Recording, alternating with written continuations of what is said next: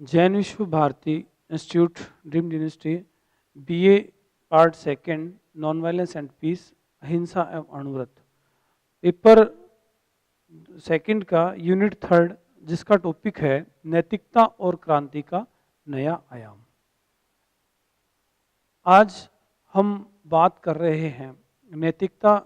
एवं अनैतिकता की। जहां अनैतिकता व नैतिकता की हम बात कर रहे हैं वह हमारी प्रस्तावना जो ये कह रही है कि यह जो हमारी सभ्यताओं के साथ जुड़ी हुई जो बात है नैतिकता, आज ही नहीं वरन प्राचीन काल से यह शब्द हमारे स्वभाव में रहा है, हमारी सभ्यता में रहा है और हमारे जितने भी ग्रंथ रहे हैं उनमें नैतिकता जुड़ा हुआ है। नैतिकता शब्द से हमारे चरित्र, हमारे ज्ञान, हमारे विचार, हमारे रहन सहन और हमारे चारों ओर के वातावरण से जुड़ा हुआ है। प्राचीन काल में जहाँ ऋषि मुनियों के द्वारा जो प्रदत्त जो शिक्षा थी वहाँ नैतिकता को सर्वोपरि माना गया था। नैतिकता अपने आप में जहाँ नैतिक गुणों की बात करता है, नैतिक दैनिक दिनचर्या की जहाँ बात करता है, अपने धर्म की बात करता है, राजनीति की बात करता है, अर्थव्यवस्था की बात करता है, सभी जगह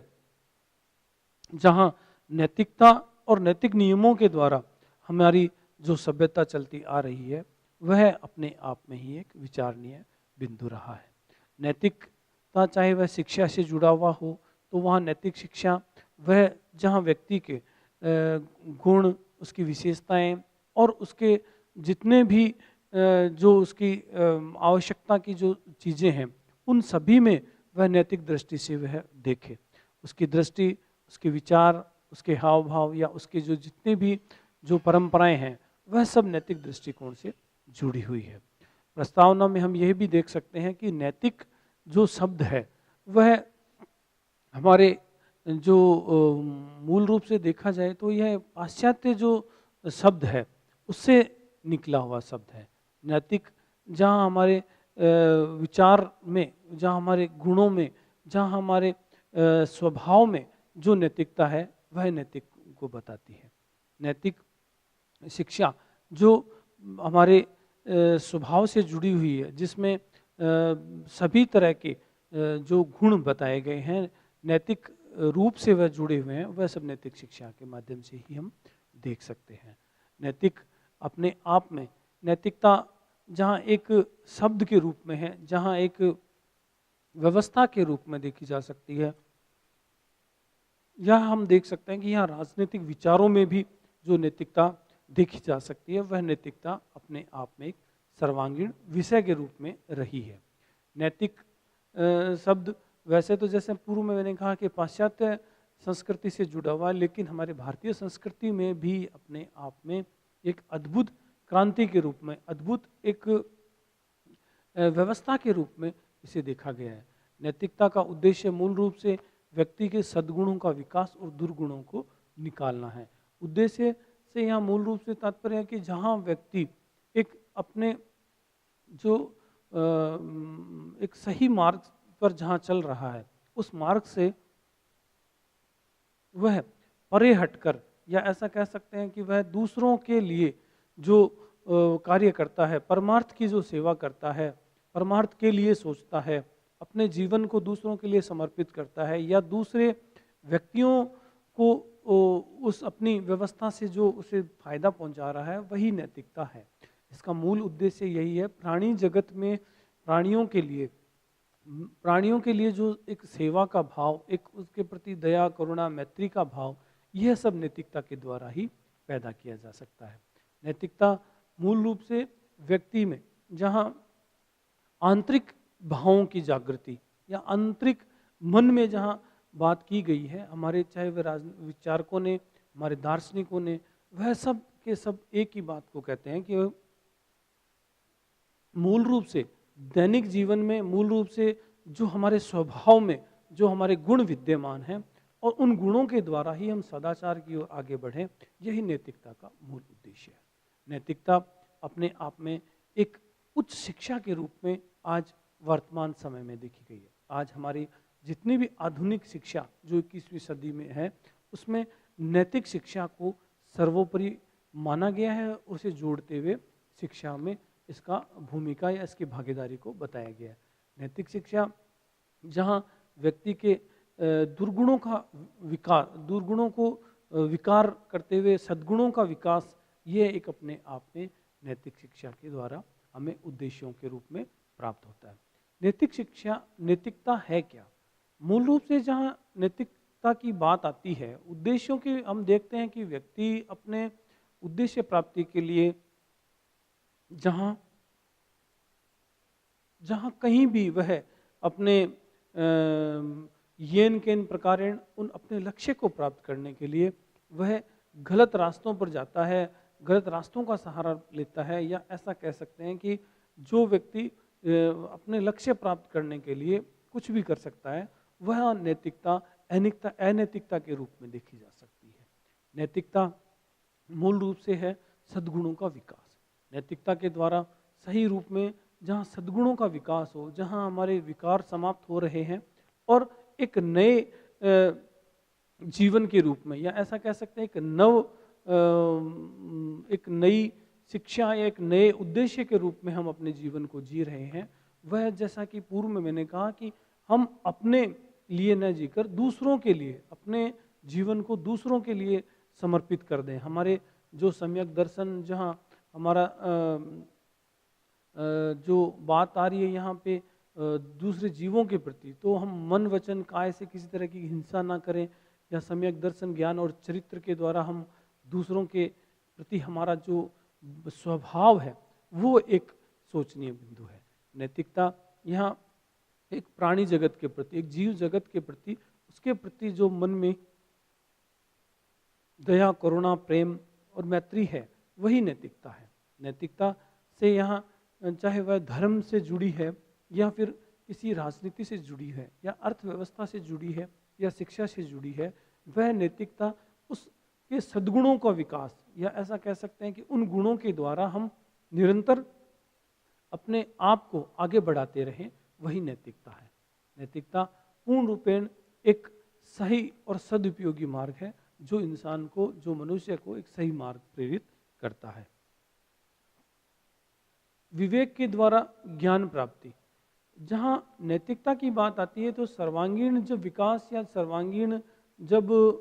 व्यक्ति अपने आप का जो विवेक है, अपने आप की जो मनोस्थिति है, अपने आप का जो आंतरिक विकास है, वही व्यक्ति के विवेक के द्वारा संभव है। विवेक का अर्थ यहाँ उसके सोचने समझने की शक्ति से है, उसकी जो लोगों के प्रति, उसके प्रति जो भावनाएं हैं उससे है, या उसके जो आंतरिक जो भाव हैं, उन भावों को दर्शाने का जो तरीका है, वह विवेक के द्वारा जो प्राप्त है। दूसरा यहाँ कहा गया कि विवेक के द्वारा ज्ञान प्राप्ति, तो नैतिकता मूल रूप से जो विवेक के द्वारा जो ज्ञान प्राप्त किया जाता है, उस ज्ञान के द्वारा ही सही मार्ग प्रदत्त करती है। यदि हम देखते हैं कि विवेक के जहाँ नैतिकता की बात आ रही है, नैतिकता अपने आप में एक विषय के रूप में एक सही मार्ग चुनने के लिए विवेक को केंद्रित करती है, और विवेक के द्वारा ही मनुष्य सही मार्ग पर चल पाता है। विवेक के द्वारा व्यक्ति जहाँ सोचने समझने की जहाँ शक्ति उसके पास है, व्यक्ति जहाँ अपने विवेक के द्वारा अच्छे और बुरे का ज्ञान प्राप्त करता है, विवेक के द्वारा सही मार्ग चुनने पर वह विचार करता है, और यही एक विवेक, जो व्यक्ति का विवेक है, वो ज्ञान के रूप में भी वहीं बढ़ता है। नैतिकता सर्वोपरि विकास जो बात करते हैं, नैतिकता के विकास की जहाँ बात करते हैं, तो वह सर्वप्रथम व्यक्ति के विवेक पर ही केंद्रित है। विवेक पर ही अपना सारा ध्यान एकाग्रित करती है, और वहीं से ज्ञान की प्राप्ति होती है। तो मनुष्य में जहाँ नैतिकता की बात आती है, वहाँ विवेक के द्वारा उसे ज्ञान प्राप्ति संभव है। अच्छाई और बुराई का ज्ञान, विवेक जब मनुष्य में, जब उसके आंतरिक मन मस्तिष्क में जब उसके विकास होगा, आंतरिक मन मस्तिष्क से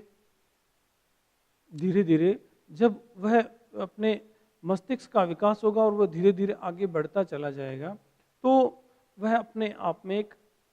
अच्छाई और बुराई का ज्ञान प्राप्त करने लग जाएगा। व्यक्ति कैसा है, उसका जीवन चरित्र कैसा है, उसमें जो नैतिकता के गुण कैसे हैं, या वह अपने स्वभाव में किस तरह लोगों के साथ व्यवहार करता है, उसके गुण कैसे हैं,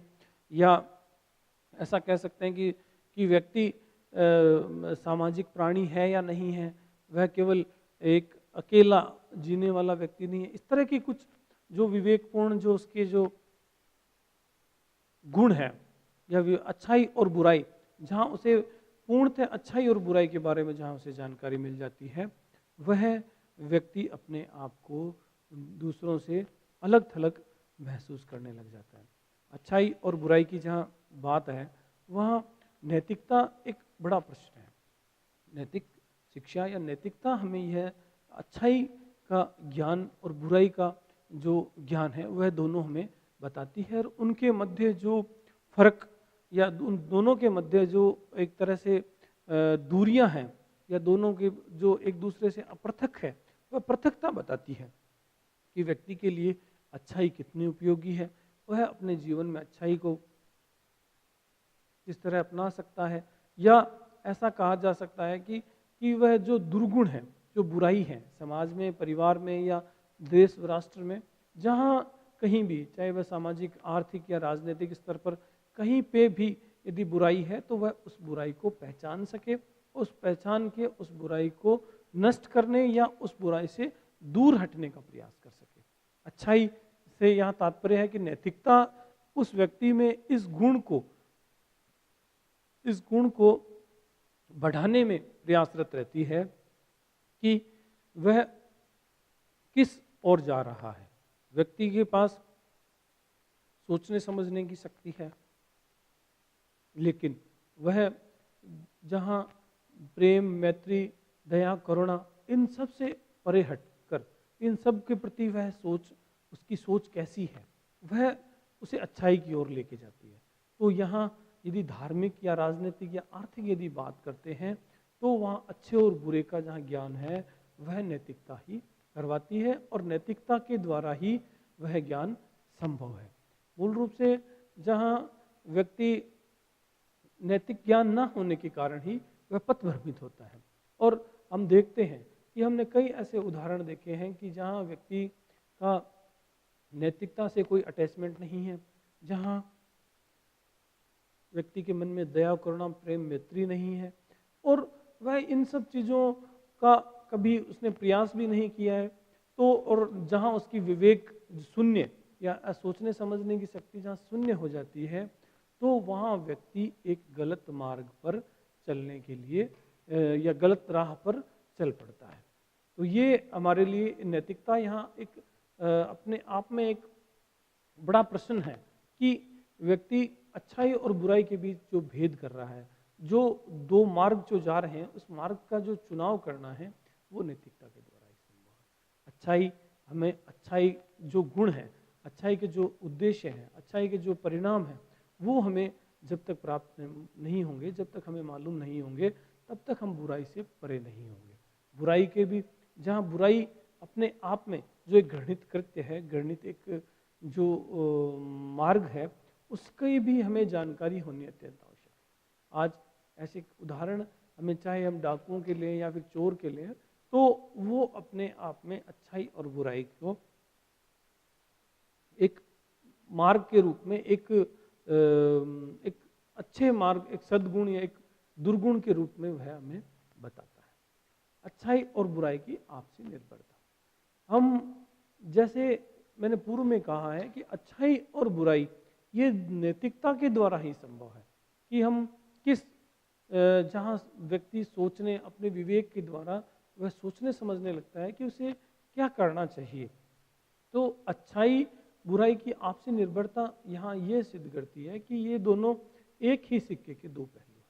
अच्छाई जहाँ होगी वहाँ बुराई भी होगी, और बुराई होगी वहाँ अच्छाई के लिए लोग प्रयास भी करेंगे। तो ये दोनों एक दूसरे की आपसी निर्भरता की यदि हम बात करें, तो ये एक ऐसा विषय है जिसपे अच्छाई के लिए जहाँ व्यक्ति प्रयास करेगा, तो उसके बीच में, जैसे कोई भी लक्ष्य प्राप्ति के लिए बीच में कई ऐसे बाधाएं आएगी जो बुराई की ओर प्रेरित करेगी। या हम ऐसा करते हैं कि बुराई से दूर हटने के लिए हम अच्छे मार्ग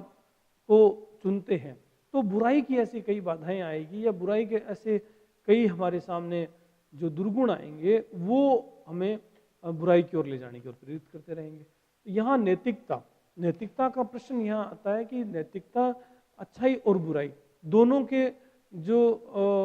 अच्छा मार्ग है उसकी हमें आभास कराएगी, उसका हमें ज्ञान देगी और उसी की ओर प्रेरित होने के लिए बाध्य करेगी।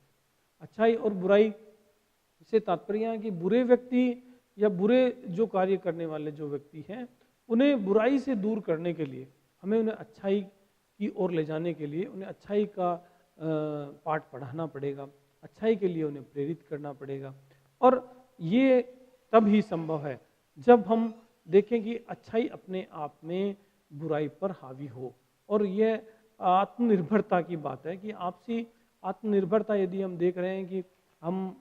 केवल बुराई ही बुराई को कोसते जा रहे हैं और अच्छाई को भी हम देख रहे हैं कि अच्छाई भी उसके साथ जुड़ी हुई है, लेकिन अच्छाई के लिए हमें ये प्रयास करना है कि हम उस पर लंबे समय तक कैसे टिके रहें, तो उसके लिए हमें नैतिकता का सहारा लेना पड़ेगा। नैतिकता व्यक्ति के जहाँ सर्वांगीण विकास की बात करती है, नैतिकता जहाँ उसके हमेशा सत्य की ओर प्रेरित करती है, नैतिकता जहाँ वह सद्मार्ग पर चलने के लिए प्रेरित करती है, वह इसी तरह जो बुराई के जो माध्यम है उन बुराई के माध्यमों को भी दूर करने के लिए प्रेरित करती है। बुराई चाहे वह छोटी हो चाहे बड़ी हो, वह हमेशा अच्छाई से कमजोर ही रहेगी। कुछ समय के लिए ऐसा हो सकता है कि हम बुराई के या बुरे कार्य करके कुछ लोगों पर विजय प्राप्त कर सकते हैं, कुछ लोगों को दबा सकते हैं, कुछ क्षेत्र पर अपना अधिकार कर सकते हैं, लेकिन वह लंबे समय तक बुराई नहीं चलेगी। और अच्छाई के द्वारा हम प्रेम, मैत्री, करुणा के द्वारा यदि हम लोगों को अपनी बात समझाते हैं, अपनी बात रखते हैं, तो यदि उसके द्वारा यदि हम उन लोगों को प्रभावित करते हैं तो वो लंबे समय तक हमारे साथ जुड़ी रहेगी, हमारे साथ लगातार प्रयास करते रहेंगे और वह उस बुराई को नष्ट करने में हमारा सहयोग करेंगे। इसीलिए अच्छाई और बुराई वह दोनों एक दूसरे पर आत्मनिर्भर है। जब हम बुराई को समाप्त करेंगे तो हमें अच्छाई का सहारा लेना पड़ेगा और अच्छाई को बनाए रखने के लिए हमें बुराई को नष्ट करना पड़ेगा। तो मूल रूप से ये चरित्र जो नैतिकता की बात की गई है वो अच्छाई और बुराई एक दूसरे से आत्मनिर्भर की बात की गई। अब अगला जो है चरित्र गठन में प्रेरक। जब हम बात यहाँ नैतिकता की करते हैं, नैतिकता मूल रूप से जहाँ अच्छाई बुराई का हमें विवेक कराता है, हमारी मस्तिष्क का विकास करता है, हमारी जो आंतरिक जो भावनाएं हैं उनमें जो वर्ग भेद करता है, उसी के साथ साथ जहाँ चरित्र गठन की बात सबसे बड़ी इंपॉर्टेंट बात मानी गई है। चरित्र गठन से यहाँ तात्पर्य है कि व्यक्ति अपने चरित्र का निर्माण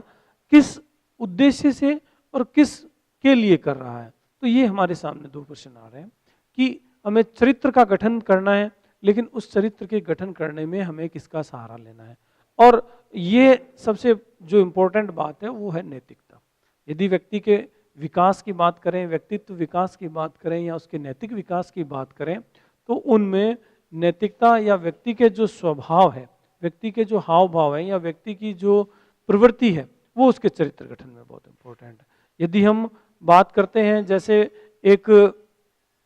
साधारण व्यक्ति है, एक जो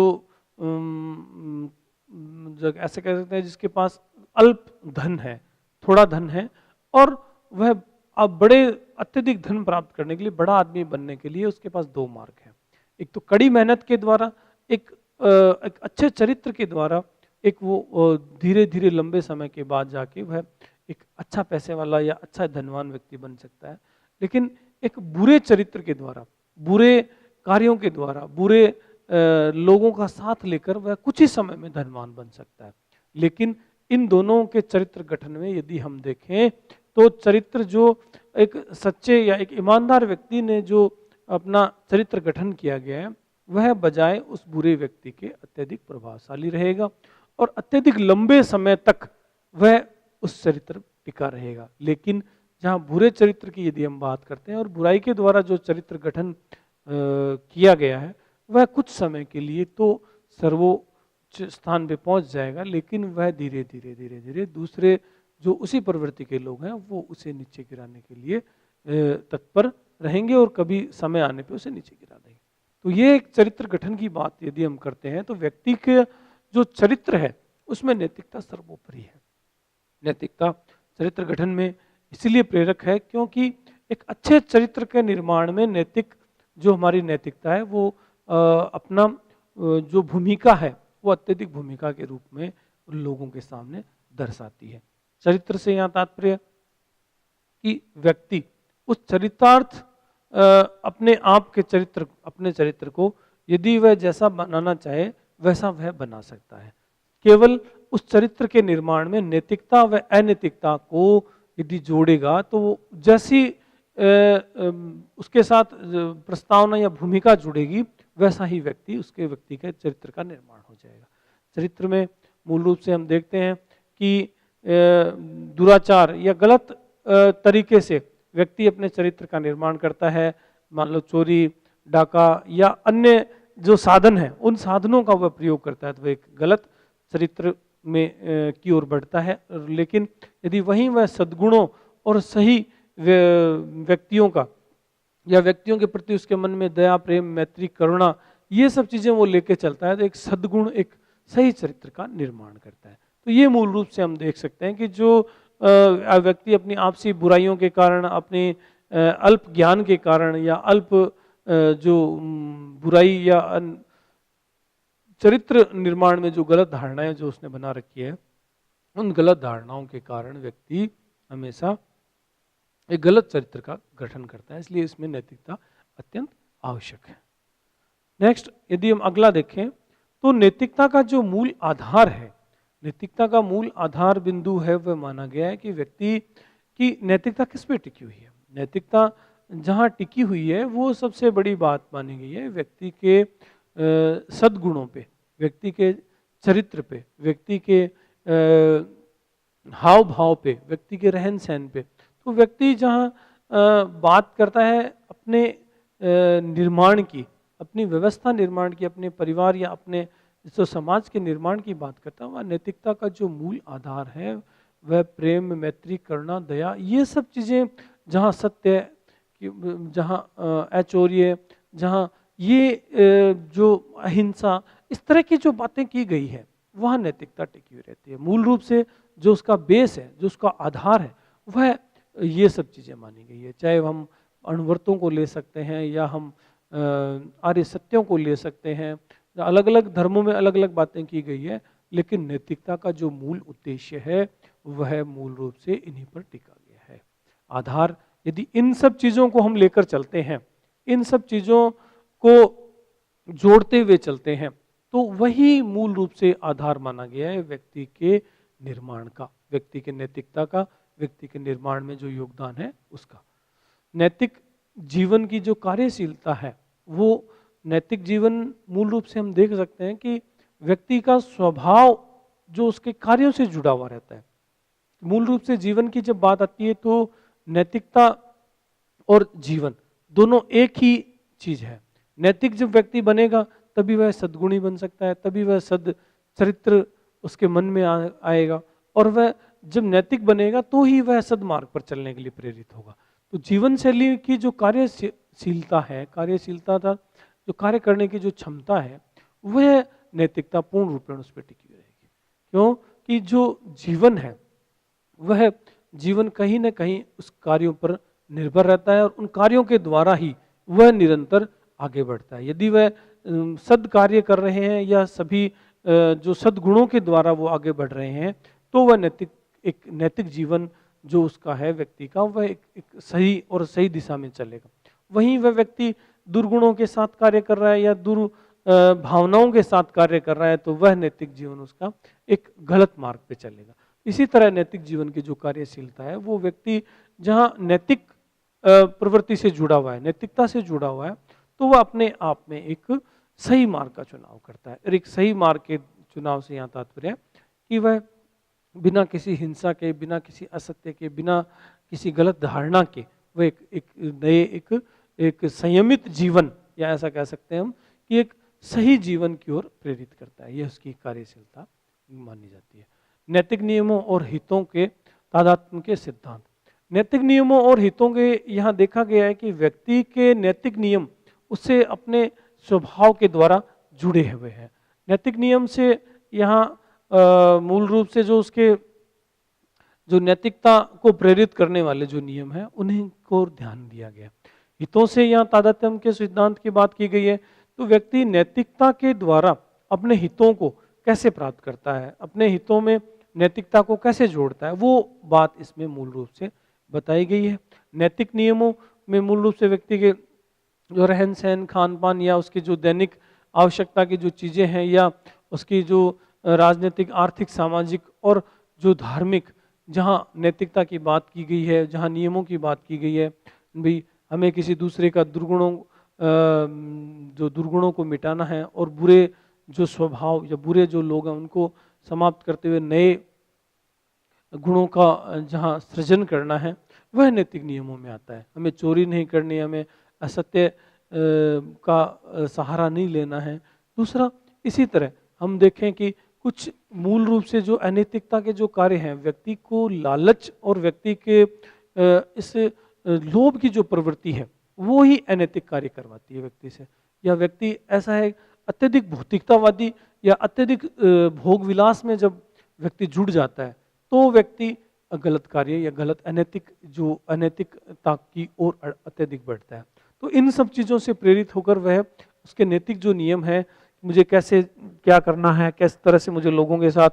जीवन यापन करना है, किस तरह का व्यवहार करना है, तो वो अपने आप में अपने हितों को नैतिक नियमों के द्वारा यदि बदल देता है तो वह अपने आप में एक सद्मार्ग पर चलने के लिए प्रेरित हो जाता है।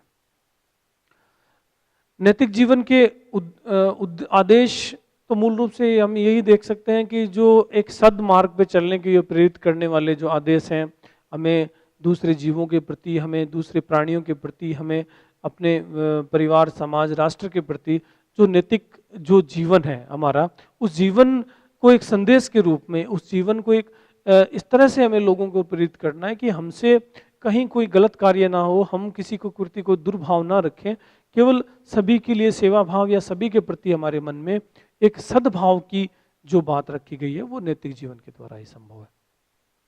नैतिक जो मानक की यहाँ बात की गई है, नैतिकता से मानक अर्थात हम कह सकते हैं कि एक मूल रूप से एक आकलन की बात, मानक अर्थात यहाँ जो मापदंड है उनसे जो नैतिकता की बात की गई है। तो यहाँ देखा गया है कि स्वभावतः व्यक्ति अपने जीवन में अपने आप में जो एक शांत और एक शांत प्रिय प्राणी रहा है, वह हमेशा से ही नैतिक नियमों को, धार्मिक नियमों को, इन नियमों से वह हमेशा जुड़ा हुआ है और वह गलत कार्य करने के जो करने की ओर प्रेरित रहता है, वह हमेशा डरता है उसके प्रति और उसके मन में हमेशा एक भय बना रहता है कि मुझे कहीं ना कहीं दूसरे व्यक्तियों के प्रति मैं जो कर रहा हूँ वह गलत कर रहा हूँ। तो ये अपने आप में एक व्यक्ति का स्वभाव है और नैतिक जो जीवन है वह अपने आप में उसे इसी ओर प्रेरित करता है कि हमें किसी के प्रति कोई गलत धारणा नहीं करनी है और हम एक अच्छे स्वभाव से, अच्छे कार्यों से हम लोगों के प्रति अपना मान रखें, अपना एक तरह से हम उनके प्रति हम अपना एक अच्छा स्वभाव और अच्छे व्यक्तित्व का निर्माण करें। नैतिक विकास क्यों? यहाँ बात आती है कि नैतिक विकास की क्यों आवश्यकता है। तो हम देखें कि यदि हम अनैतिकता के मार्ग पर जब मनुष्य जब चला है तो उसे अल्प समय के लिए उसे बहुत फायदे हुए, लेकिन लंबे समय तक वह यदि अपना जीवन जीना चाहता है, लंबे समय तक वह यदि इस संसार में लोगों के साथ जुड़ा रहना चाहता है तो वह उसे अनैतिकता को ही साथ लेकर चलना पड़ेगा। नैतिकता विकास की भूमिका मूल रूप से हम नैतिक विकास में यदि हम देखें तो व्यक्ति के नैतिक विकास की जो भूमिका रही है उसमें हमारे जितने भी स्वभाव रहे हैं, जितने भी हमारी धारणाएं रही है, जितना भी जो नैतिकता के प्रति जो हमारी अच्छाई और बुराई का जो ज्ञान हमें हो रहा है, और ये सारी की सारी चीज़ें उसके विकास में उसकी भूमिका के रूप में कार्य करती है। नैतिक विकास के साथ अध्यात्म और नैतिकता की यदि हम बात करें तो हमें ईश्वर से डरना चाहिए और ईश्वर यदि कभी यह नहीं कहता कि हम गलत कार्य करें, अनैतिक कार्य करें। तो ये आध्यात्म अपने आप में नैतिकता से जुड़ा हुआ है। क्या नैतिकता परिवर्तनशील है? यह मूल रूप से ये प्रश्न हमारे सामने आ रहा है कि नैतिकता परिवर्तनशील है लेकिन वह स्वभाव पर्याय, यदि हम जैसे वातावरण में रहेंगे वैसी हमारी नैतिकता बनती जाएगी। लेकिन नैतिकता को यदि मूल रूप से देखा जाए तो वह अनैतिकता पर हमेशा ही हावी बनी रहेगी। और अंत में यदि हम देखते हैं कि अहिंसा एवं मूल्य मीमांसा की जहां बात आती है, यदि व्यक्ति अहिंसक बनेगा तो उसे नैतिकता के मार्ग पर ही चलना पड़ेगा। मूल्य मीमांसा हमारे मूल्यों की जहां बात आती है वहां व्यक्ति को नैतिकता का ही सहारा लेना पड़ेगा। नैतिकता अपने आप में एक व्यक्ति के विकास में या समाज या परिवार के विकास में, जहाँ अहिंसक मूल्यों की, जहाँ हम अणुव्रतों की बात करते हैं, जहाँ पंचशील की बात करते हैं या अन्य जितने भी हम सिद्धांतों की बात करते हैं, वहाँ अहिंसा के साथ जुड़ी हुई मूल रूप से नैतिकता ही रहेगी और उसी के द्वारा मूल्यों की जो विकास की बात की गई है। निष्ठा भी अपने आप में है, नैतिकता से जुड़ी हुई है। नैतिकता की निष्ठा यदि हमारे मन में नहीं होगी तो हम नैतिकता को कभी भी प्राप्त नहीं कर सकते। और इसी तरह क्रांति का जो नया आयाम है वह भी अपने आप में नैतिकता को ही जन्म देता है और नैतिकता के द्वारा ही एक क्रांति का एक नया रूप, एक नए रूप में लोगों को समझाया जा सकता है। अंत में धन्यवाद।